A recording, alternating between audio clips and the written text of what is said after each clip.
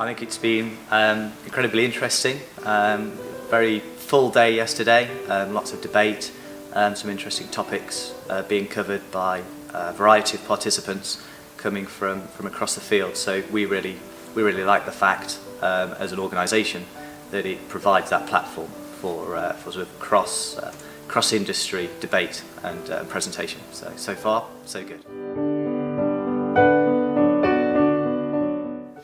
Okay, I think there's probably going to be more than three. The top three that I would think largely revolve around some of the topics we've been discussing over the last day and a half, around the integration of mobile payments and m-commerce, and the coming together of the m-commerce and e-commerce space. Particularly interesting area for global payments and many of the participants here today. I think secondly, increasing opacity and the view of payment processing fees and costs as merchants become increasingly educated, particularly as the types of payment medium expand. With them looking at the economics of what it takes to accept payments and what that means for their business. And I think the third one will still remain around fraud and compliance, particularly for the smaller merchants, where PCI compliance is a key area of concern and focus for them, particularly to ensure the integrity within the payments ecosystem that provides the trust, of course, that we all rely on. You know, it's a great question because I think we can see that partnership across the industry is something that's forging ahead, and HSBC Merchant Services, coming out of HSBC Bank and particularly Global Payments, our parent company, have expanded across the world through a partnership, sourcing and bank referral model, and it's been very successful. There are other industry participants doing that.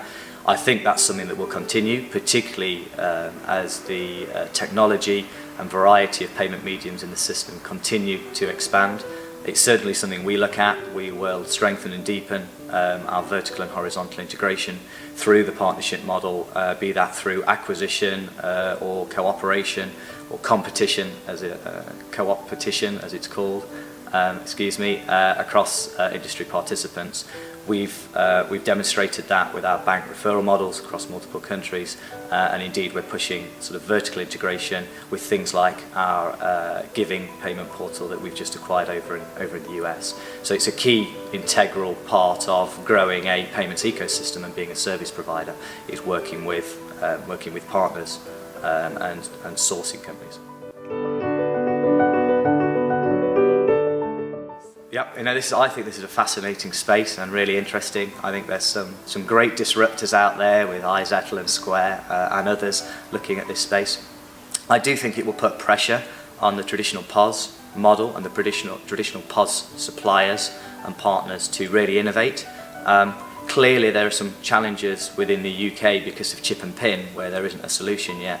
However, Global Payments are looking to launch a chip and pin enabled solution sometime early this year, March, April, May, and we see that as a real step forward with the industry participants to start changing the model of POS acquiring. We can then look to service different customers with different needs, and eventually I see the convergence of the traditional POS type model with sort of a more technology based solution. So we look forward to that. We think there's some great innovation in the market. We think there will be convergence, it will come together, and we want to play a core part within that. So very exciting.